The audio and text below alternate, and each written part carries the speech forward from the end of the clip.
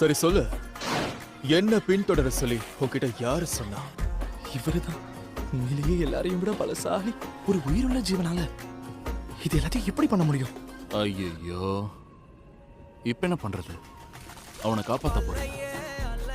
என் school ஆளுங்க என்ன பாத்திரக்கூடாதுப்பா. அதனால நான் இப்ப வீட்டுக்கு கிளம்பி போறேன். என்கிட்ட எந்த உதவியும் கேட்காது. உனக்கு அவனை காப்பாத்தணும்னா நீ போய் அவனை காப்பாத்து.